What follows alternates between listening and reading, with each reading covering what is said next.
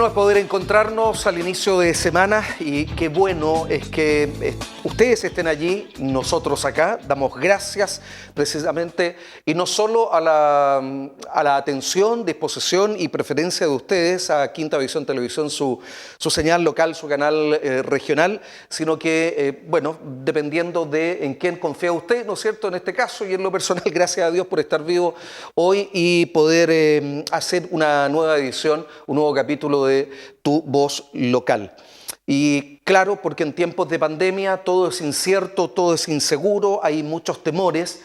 Y a propósito de ello, sí, vamos a conversar de algunos de los impactos o de lo que ha implicado o lo que está implicando, mejor dicho, el paso del coronavirus en el planeta, pero particularmente en nuestro país y en la región. Vamos a conversar sobre una encuesta que se hizo en 70 comunas a nivel nacional a jóvenes entre 14 y 24 años. Esto fue en abril, entre el 17 y el 21. Jóvenes, a propósito de la pandemia, ¿cómo la ven? ¿De qué manera ellos la perciben? Y sí, porque a veces el mundo se centra exageradamente en los adultos. Ya lo veíamos el otro día. Hemos perdido de vista la mirada de los niños y niñas y, por cierto, ahora vamos a colocar un acento en los adolescentes y en los jóvenes en general, pero en particular entre 14 y 24 años. Están con nosotros Claudia Aguilera, psicóloga, quien ya ha estado en más de alguna oportunidad aquí en el canal. Claudia, gracias. Hola, buenas tardes. Gracias por ¿todo invitarme bien? de nuevo. ¿Todo bien en salud? Todo bien. ¿La familia? Bien. Es una pregunta hoy día Sí. obligada. Alejandro Leiva, director regional de INJUV. Alejandro, gracias por acompañarnos. Muchas gracias, Carlos. Uno de los valientes, ¿eh? Ya no todos están viniendo al canal y bueno, es así, es así. Estamos en terrenos poco ciertos, con muchísima incertidumbre, Alejandro, y aquí hay datos reveladores. Y a mí en lo personal, y entiendo que a ustedes también les inquieta, que este 29% de la población tiene algo así como el complejo de Highlander, es decir, o de superhéroe, que el 29% de los jóvenes y adolescentes entrevistados dice que no le va a ocurrir nada a ellos. O sea, yo, Carlos, más que el tema de que se quedan superhéroes, tiene que ver con sí fue una exageración mía. Pero yo también lo debo haber sentido cuando joven. Tiene que ver algo que todos sentimos. Eso yo creo que en el fondo que a lo mejor sentir que se exagera un poco, pero tiene que ver con nosotros hoy día crear la conciencia a ese joven. Yo podría estar hoy día, no lo estoy, pero podría estar en este momento a lo mejor con el COVID-19 y puedo andar por la calle sin saber que lo tengo, porque podría ser asintomático. Sí, claro. Y la gran mayoría de los jóvenes podría tenerlo, porque en el fondo no dice el causar o el tener la enfermedad de sentirme afiebrado con problemas respiratorios, sino que ellos creen que no se infectan, en el fondo, y eso es lo que no es así. Sí, y hay conductas de riesgo, naturalmente, que podrían propiciar un mayor número de contagios. Claudia, yo estaba haciendo una exageración, pero seguramente los tres en distintas generaciones, sí, yo hace mucho más atrás, indudablemente, nos sentimos un poco imbatibles. Sí, ¿Es sí. un poco lo que ocurre? Sí. A mí me quiero agradecer al programa tocar el tema de los adolescentes, porque siempre los jóvenes son una etapa vital que es poco olvidada, ¿cierto? Nos preocupamos de los niños, las embarazadas, los adultos mayores, los crónicos y los niños, los adolescentes quedan ahí como en el limbo. Y efectivamente es una etapa crucial de la vida. O sea, el desarrollo neurológico tiene una crisis, ¿cierto?, que llaman los neurobiólogos en ese momento, porque hay una gran poda neuronal, nos preparamos para la próxima etapa, para enfrentar todos los desafíos de esa etapa. Entonces hay, de base, neurológicamente hablando, tres cosas importantes, y una tiene que ver con la que dices tú, ¿cierto?, esta omnipotencia, a mí no me va a pasar nada, porque hay un afán explorador. Pero al mismo tiempo también hay una respuesta un poco inestable al estrés, por lo mismo. Entonces, por eso hay estos cambios de humor en los adolescentes, por eso a veces están contentos, otras veces están tristes, otras veces enojados y con harta intensidad. ¿Un tema de manejo, de control? No, es un tema tan básico como biológico. Ah, ya. Eso es la base. Entonces nosotros, los adultos, tenemos que saber que si vivimos con púberes o con adolescentes o con jóvenes ya más grandes que están enfrentando, ¿cierto?, la etapa universitaria, algunos trabajan y estudian, ¿cierto?, están sometidos a un estrés grande y por lo tanto, y además están en una etapa donde el estrés es bastante menos llevadero, por decirlo de alguna manera. ¿Qué se recomienda ahí? ¿Qué se recomienda? Primero, que los padres sepan esto. O sea, tener un adolescente no es una cosa voluntariosa de que quiere o no quiere. Es una base de su desarrollo neurobiológico. ¿Y estos cambios son o son? Claro. Y ahí un poco lo quiero ligar con lo que decía Alejandro, ¿cierto? Que esta sensación de omnipotencia o de que a mí no me va a pasar nada, parte de la edad. Pero crear conciencia, como dice Alejandro, de autocuidado pasa también por muchas etapas. Una es el manejo de la información, tener fuentes confiables de información, ¿cierto? Ahí tenemos un problema. Ahí tenemos un problema porque sabemos que los nativos digitales y todos aquellos que se relacionan con las distintas fuentes de información, y en este caso nosotros Quinta Visión no es solo un medio de comunicación. Al lado de él hay muchos otros más, y los tradicionales, el diario, la radio, no son incluso de preferencia de los jóvenes. Es decir, redes sociales o Google hoy día tiene más peso incluso que probablemente el comentario y la opinión de un adulto en casa, ¿o no, Alejandro? O sea, sin duda las redes sociales para los jóvenes son la verdad muchas veces. Y ese es un problema. Nosotros hemos tenido que ver mucho el tema de las fake news, por ejemplo. O la posverdad. Claro, que tiene que ver, por ejemplo, cuando hay suspensión de clase, si se vuelve, no se vuelve, por dar un ejemplo. Y a veces dicen, no, pero es que si volvemos el lunes, ¿no? Pues si mira la página del ministerio y dice que no se va a volver. Pero es que acá se decía, ¿no? Pero... Ahora, eso no solo le pasa a los jóvenes, ¿eh? No, o sea, hay algunos que han caído, pero... Lo que pasa es que la diferencia puede ser que a lo mejor la juventud, donde está esta encuesta que es de los 14 a los 24, no lee el diario, no compra el diario, no ve las noticias. Entonces ahí también nosotros siempre hacemos el llamado, traten de meter en el mismo Instagram, busquen un Instagram oficial, de poder sacar una información que sea verídica. O sea, hoy día, por ejemplo, uno se mete a Google y arriba aparece... Ve el informe de COVID de la Organización Mundial de la Salud. Ahora, perdón, Alejandro, eso sí, a propósito de los datos y lo que se ve reflejado en esta encuesta, es que los jóvenes sí aprecian que, y un altísimo porcentaje, casi el 100%, que la pandemia implica un problema. Claro, ahí hay un 98% de los jóvenes que tiene súper consciente de que es un problema la pandemia. Puede ser económico, que sepan que es de salud, pero saben que es un problema. Ahora, de ese 98%, del 100% de la encuesta, el 42% cree que el adulto exagera. O sea, en el fondo que no es tan grave como se piensa, en el fondo. Y ahí es donde se llega después a la otra cifra de que el 29% además cree que no se contagia. Y Claudia, ¿exageramos mucho en esto tal vez? No creo, yo culturalmente veo que además los adultos también nos hemos ido un poco relajando. Bueno, no me incluyo porque en realidad he tratado de mantener todos los autocuidados a mí y a mi familia, pero en general me he sorprendido de ver más gente circulando en la calle sin mascarilla, por ejemplo. Entonces, mira, yo creo que... Maitencillo, perdón, solo un paréntesis, me comentaba un colaborador del canal que en Maitencillo, este reciente fin de semana, era algo similar a la misma fecha, pero sin COVID-19. Por lo tanto, hay una señal de lo que, de alguna manera, porque ¿quiénes van? Y viene el fin de semana largo. Claro.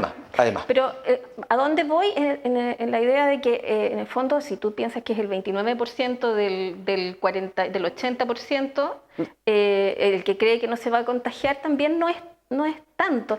En el sentido de que la creencia de que a mí no me va a pasar nada, yo lo esperaría, me parece natural en un adolescente, no me parece algo extraño. Lo mismo pasa con el SIDA, lo mismo pasa con el consumo de alcohol y de droga. Pero hay consecuencias. No, pero te digo, sí. No me voy a pegar SIDA. Entiendo. No, ¿para qué voy a usar preservativo? No me voy a pegar ninguna enfermedad. Entonces, mirándolo más globalmente, esa conducta es parte de la etapa vital. ¿Y cómo hacemos que se tome conciencia? Haciendo cambio de hábito. Y cambio de hábito parte por lo que estábamos conversando recién, buscar información confiable. Después, ver esa información en mi vida, en mi familia.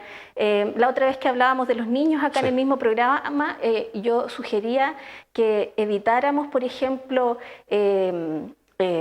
hablar a viva voz, decir comentarios en el aire en la familia, ¿cierto? Y sugería que conversáramos. ¿Qué te pasa a ti con el COVID? ¿Qué te pasa a ti con las noticias? Con los adolescentes, con mayor razón. Conversar, verbalizar. Considerando que eso entonces es un comportamiento natural, connatural al adolescente, al joven, pero que puede transformarse, eso sí, en un grupo vulnerable, ahí hay que entonces colocar un acento en quién. ¿Quién es el que debe llevar al joven, al adolescente a estos hábitos de cuidado? Ahí lo que pasa, Carlos, si uno toma la encuesta, porque estamos basándonos en esta, que es del joven que debiera o está estudiando, sea en el colegio, en media o en la universidad, porque nosotros trabajamos hasta los 29, pero muchas de esas juventudes están hoy día trabajando. Entonces, tomando eso, tendría que ser efectivamente la persona a cargo en la casa. O sea, no hablamos del papá y la mamá porque sabemos que hay algunos que pueden estar con la abuelita, con los tíos, en el fondo, como usted constituya su familia. Cuidador, tutor, quien sea, en el fondo, el adulto a cargo, él debiera tener los cuidados y de decirle también, oye, cuídate tú, porque en el fondo a lo mejor nosotros los jóvenes, me subí al carro, pero los jóvenes no se van a contagiar. Al lado mío, muy joven, así que no sé van el caso de Claudia, pero... No se van a contagiar al nivel a lo mejor de fallecer, pero sí tú puedes contagiar a 10 adultos mayores que a lo mejor sí pueden llegar a la muerte. Entonces ahí va todo un tema también de la conciencia. Sí, perdón, y a propósito, la autoconfianza, esto que dice, vamos llegando a la meseta, estamos en los 500 casos, menos, nunca más, significa entonces que hoy día ya el nivel de contagio es menos, 1 punto y tanto. Eso tal vez puede no ser una buena señal para efectos de cómo yo tomo esto, considerando que los jóvenes podrían tener naturalmente una... Claro, ahí entra de nuevo la información, porque se habla de tener un contagio de 0,5 a 0,7%, 0, personas, digamos, contagiar a otra para poder tener más libertades sociales. Pero yo quería tocar el punto de cómo tomamos conciencia, ¿cierto? Cómo hacemos que los jóvenes se den cuenta, ¿cierto? Y ahí, en este momento, además de tener información confiable, ¿cierto? Fuentes confiables, también las redes que el mismo joven valida, ¿cierto? O sea, un poco lo que hacen ustedes en el Instituto Nacional de la Juventud, en el Instituto Regional acá, el colegio, ¿cierto? Como que esta crisis o esta pandemia nos está obligando también a mirar la comunidad como una suerte de salvamento para que podamos salir todos airosos de esto. Entonces, lo que dice la profesora es importante, lo que dice el profesional del consultorio, del hospital, lo que escuchar en la televisión, ¿cierto? Profesionales, gente que está dirigiendo grupos, son elementos de los que los adolescentes y las familias se pueden tomar. Ahora hay una variabilidad muy grande de familias también. ¿Ah? O sea, conversábamos con Alejandro afuera, hay jóvenes que están a cargo de hijos también, ¿no? O sea, y que trabajan y estudian, y en ese sentido, ¿cierto? El estrés es mucho mayor porque hay mucho temor, en la encuesta también salía, de qué va a pasar laboralmente conmigo después. Y quiero detenerme allí, precisamente, porque, y lo conversábamos previo a iniciar el programa, sobre lo incierto que se ve el futuro. Bueno, no estamos hablando de niños y niñas, Claudia, estamos hablando de adolescentes que evidentemente ese tipo de información les llega, y es que estamos, y todos lo sabemos, en una crisis sanitaria, socioeconómica y psicológica, y en lo económico estamos comenzando a vivir una recesión. Y naturalmente lo que viene en adelante es sin duda un problema que ellos comienzan yo espero no a somatizar, porque en esto podemos influir o incidir mucho más allá de lo que debiéramos en nuestros jóvenes, ¿o no, Alejandro? O sea, sin duda, pero ahí hay que tener súper claro que efectivamente va a ser, más allá de cómo las familias lo puedan tratar, va a ser un tema de cuidado de los jóvenes, porque el joven va a ver a lo mejor, mi papá quedó sin trabajo, yo estoy en la universidad, voy a poder seguir estudiando, no voy a poder seguir, viene un estrés, pero ya no los temores. En general, por ejemplo, el 65% tiene hoy día miedo de no encontrar trabajo, porque es un grupo que está estudiando hoy día en la universidad. Y el 83% de los jóvenes tiene el miedo de que sus padres o los adultos de la casa pierdan su trabajo. Entonces, además es un estrés adicional. ¿Qué es lo que hemos querido hacer nosotros desde el Instituto Nacional de la Juventud, obviamente con el plan de gobierno? El de tratar de ver el tema de emprendimientos o capacitar a los jóvenes en cosas, por ejemplo, oficio, manicure, grafitería, el curso de manejo, porque nos estábamos enfocando en algún momento en enseñarle a jóvenes cómo ir a buscar trabajo, el apresto laboral. Pero hoy día tuvimos que dar una vuelta y nos dimos cuenta que vamos a tener que ver cómo innovar, cómo sacar adelante emprendimientos, cómo mejorar mi emprendimiento y qué emprender en estos tiempos. Entonces, en verdad, se ha sido un cambio. Hay otros datos, Claudia, que dicen relación con la irritabilidad, que sí, todos creo que la estamos viviendo, porque estamos compartiendo mucho más de lo que anteriormente había sido. El sueño, la comida, la bebida, y no me refiero cuando hablo de bebida, a la bebida, a la de fantasía. La gaseosa. Estoy hablando, claro, no solo a la gaseosa, estoy hablando también al alcohol. ¿Por qué no? ¿En los adolescentes? Sí, claro. ¿Tú? Sí, es que, claro, nosotros hablábamos anteriormente de la variabilidad de familias que hay. Imaginándonos una familia, ¿cierto?, con adolescentes de 14, 15 años que todavía están en el colegio, que ahí también además hago un llamado a los profesores, ¿cierto?, a los directivos, a la gente que está en el área educacional, que traten de favorecer más que la educación formal o la gran cantidad de contenidos, de favorecer más la educación socioemocional, ¿cierto?, saber cómo están, cómo se sienten, tener un contacto más emocional entre el profesor y el alumno, y de ahí en adelante, cuando ese vínculo esté encendido, por decirlo así, podamos después entregar contenido, porque hay que recordarnos, ¿cierto?, de lo que yo decía al inicio, el aparato, el sistema nervioso central, el sistema nervioso, el desarrollo neurológico en general en el adolescente está en una etapa de cambio, de crisis. Entonces, no es como tratar con un niño de 9 años ni con uno de 29. Nuestro cerebro madura en 20 años. O sea, el adulto está, el ser humano está listo para la etapa adulta desde los 20 años en adelante. Y esas son consideraciones biológicas que tenemos que tener. Y tomamos lamentablemente decisiones de nuestro futuro a partir de los 17 o los 18. Claro, bueno, ese es como otro gran tema, ¿cierto? Pero lo que quiero destacar ahí en el fondo es como las distintas áreas que el adolescente está tomando, la familia, la parte formativa, los amigos.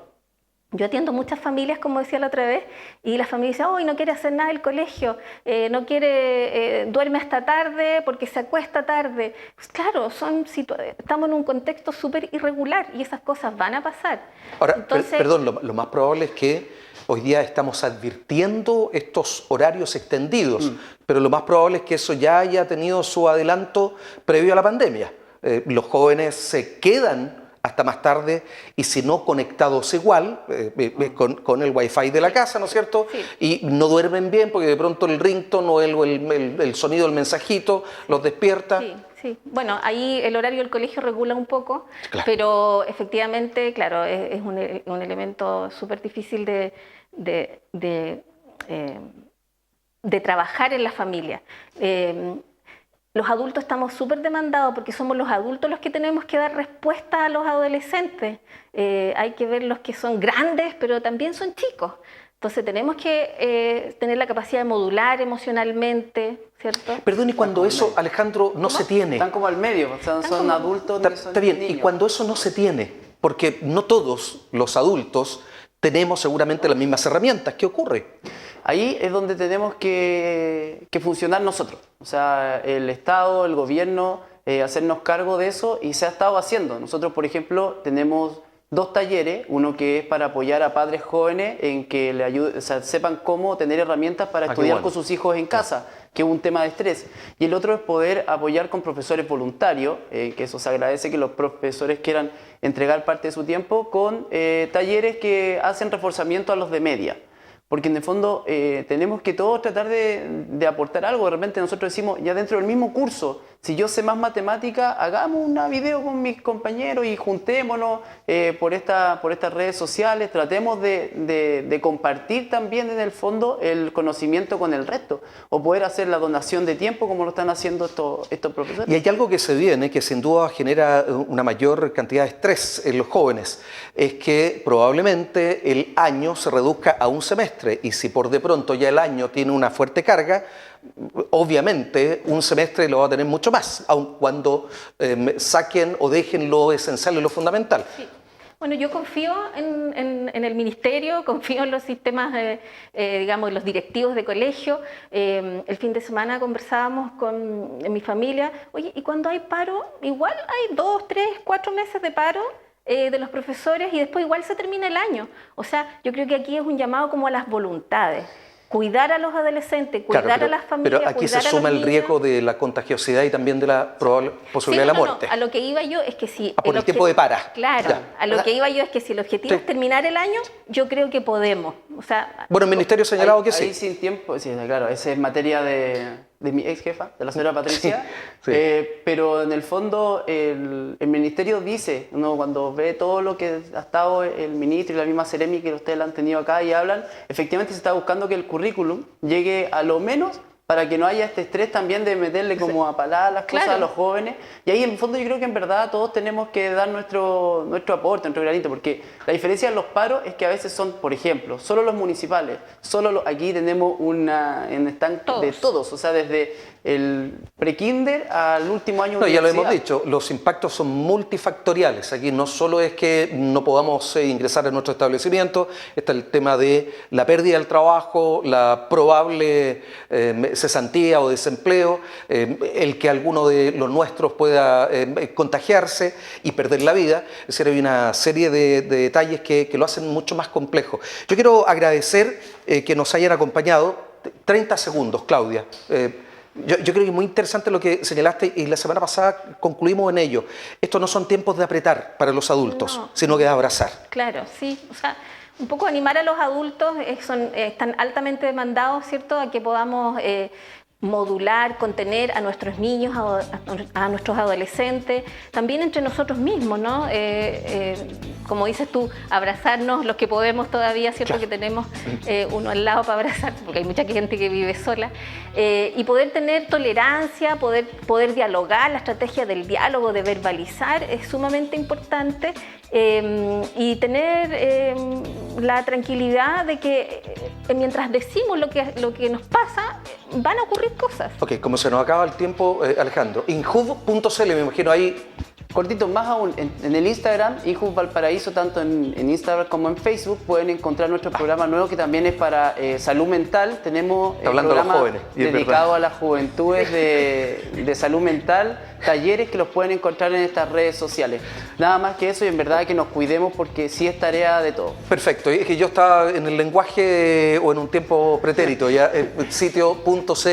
No, Instagram, en realidad Instagram son redes sociales, pero gracias Alejandro por haber estado hoy día. Gracias, Alejandro Leiva, director regional de Injuv, y a Claudia Aguilera, psicóloga. Muchas gracias. Que esté muy bien y ojalá que nos podamos ver muy pronto. Lo mismo a ustedes, gracias por la sintonía y quédense con nosotros. Ya vienen las noticias en la edición central de Quinta Visión Televisión.